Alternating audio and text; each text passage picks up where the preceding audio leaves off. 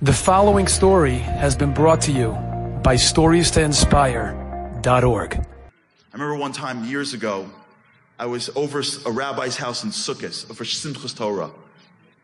And there was a woman at the table who was sitting for a few minutes, and then after a few minutes she got up and she just left.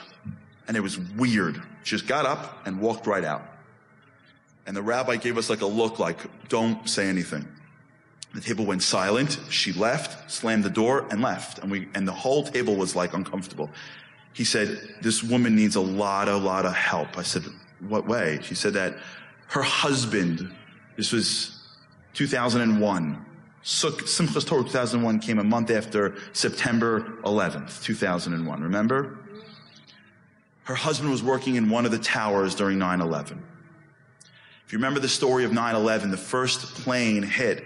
The second plane hit lower, and there were maybe dozens of people that were at their desks at work when the second plane hit. Her husband was one of them. That Tuesday morning, she got into a fight with her husband. He left for work, and she left for carpool.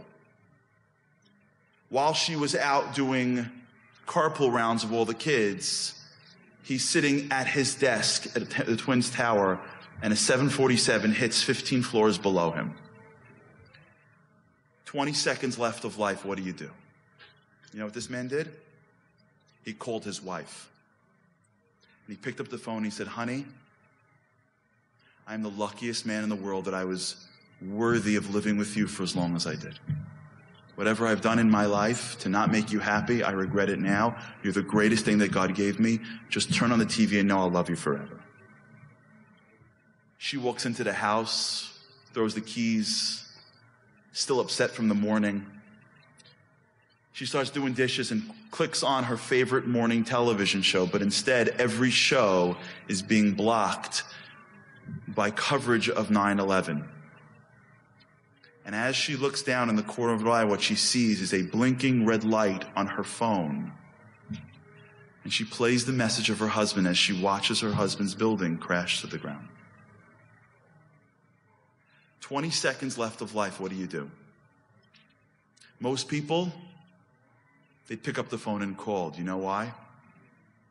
Because that's what they always wanted to do.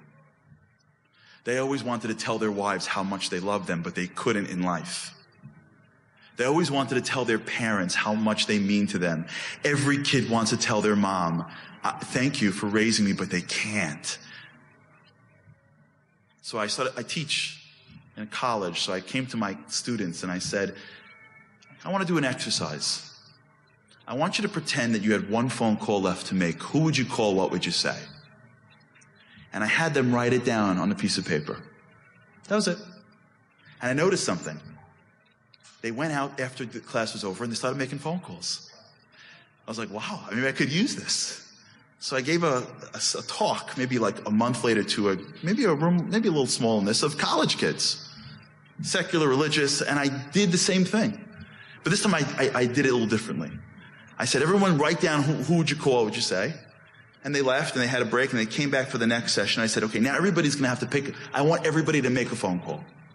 And they all left and they started making phone calls. They were crying. It was amazing.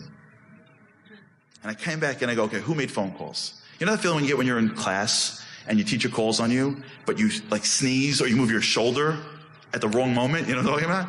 And they're like, yes, you're like, no, I was sneezing. You're like, yeah, too late. God wanted me to call you. So one kid did that in the corner on my left. A guy. He goes like this. I said, yeah. He goes, no. I'm like, no. He goes, no. I'm like, no, too late. It's the teacher move. Please, stand up. He stands up. I said, who would you call? Would you say? He goes, no, I don't know. I go, come on. He goes, I didn't call anybody. I'm like, and I'm thinking to myself, this is my moment. Make a phone call. Be tough. You can do it. So I turned to him like, come on, you can do it. Make the call. He's like, nah, I can't. I'm like, make the call. He goes, no, I can't. I'm like, yes, you can. He goes, no, I can't. I'm like, make the call. I said it a little too slowly. And as I said it, somebody thought I was chanting it. So I said, make the call. And a girl over here said, make the call. I'm like, uh-oh.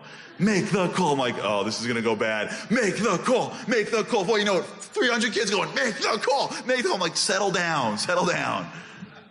So I'm like, explain to us why you can't make the call, thinking he's saying I'm too much of a chicken. And he goes, the person I wrote out to speak to was my dad. I said, tell us about it. He said, you know, I grew up thinking my father hated me. He always found a thing to find wrong with me. And then I got older, I realized that my dad was just trying to toughen me up because he believed in me. And I would tell my dad that, I know you love me and I love you too. I said, come on, make the call. He goes, I can't. I said, how come? He said, because my dad died 2 years ago. What in the world are we waiting for? What in the world are all of us waiting for to say the things to the people around us that we actually want to say? Why do we walk around with mediocre relationships when all it takes is one call and we can blow up everyone around us? Why are there people still fighting with people that they're related to? Why are there wives that don't know if their husbands really love them? Why are there kids and parents that walk around with this? Why do we do it? You know why? Because we believe in things, but we can't go all in. Because going all in means one thing: sacrificing me. I can't protect me. It makes me uncomfortable. I don't want to say it. I can't say it. Me. And when we live a life where the ani, where me gets in the way, I can't jump in the fire. I can't pick up a phone. I can't go the extra step. Abraham brought something to the world. Sacrifice for what you believe in. All in. Enjoyed this story? Come again. Bring a friend. StoriesToInspire.org